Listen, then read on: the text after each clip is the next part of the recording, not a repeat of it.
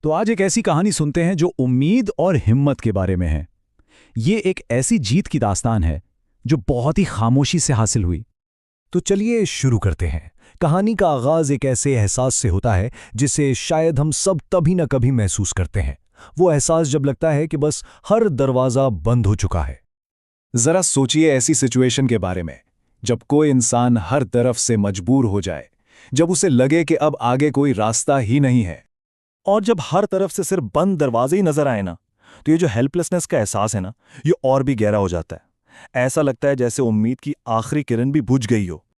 لیکن اور یہاں پر اس کہانی کا سب سے اہم نقطہ ہے کہ جب سارے دروازے بند ہو جاتے ہیں تب بھی ایک دروازہ ہے جو ہمیشہ ہمیشہ کھلا رہتا ہے، اللہ کا دروازہ۔ چلیں اب ملتے ہیں اس کہانی کے مرکزی کردار سے، ایک ایسی لڑکی جس کی خاموش ہمت ہی اس پوری داستان کی جان ہے۔ تو یہ جو لڑکی ہے یہ کوئی عام ہیرو جیسی نہیں ہے، بہت ہی سمپل اور خاموش سی ہے۔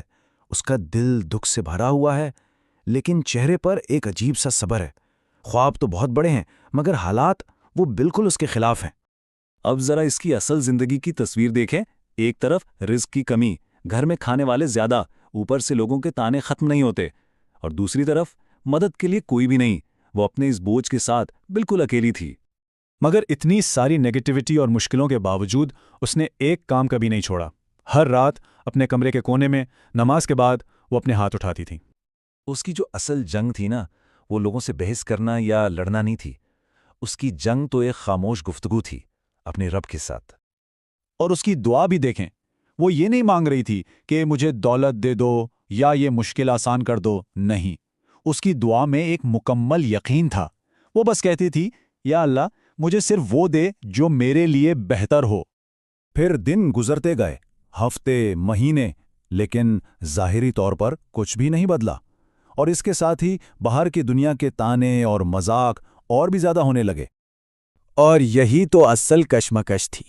دیکھیں دنیا والے کیا کہہ رہے تھے، صرف دعا سے کیا ہوگا، کچھ محنت کرو، لیکن وہ دل ہی دل میں جانتی تھی کہ محنت تو خود ایک عبادت ہے اور دعا اس عبادت کی طاقت ہے۔ تو سوال یہ ہے کہ جب اتنا مضبوط ایمان اتنی لمبی مشکلوں سے ٹکراتا ہے تو پھر ہوتا کیا ہے؟ جواب کسی شور شرابے میں نہیں آتا، وہ خاموشی سے آتا ہے۔ مگر یہ ایک بہت بڑا سوال ہے کہ اتنے انتظار کے بعد، اتنی دعاؤں کے بعد کیا واقعی کچھ بدلا؟ کہیں اس کا ایمان بیکار تو نہیں گیا؟ اور پھر ایک دن، ایک بالکل عام سا دن جس میں کچھ بھی خاص نہیں لگ رہا تھا، وہاں سے کہانی نے ایک نیا موڑ لیا۔ جو تبدیلی آئی نا، وہ وہاں سے نہیں آئی جہاں سے وہ امید لگائے بیٹھی تھی، بلکہ ایک ایسی جگہ سے جس کا اس نے کبھی گمان بھی نہیں کیا تھا۔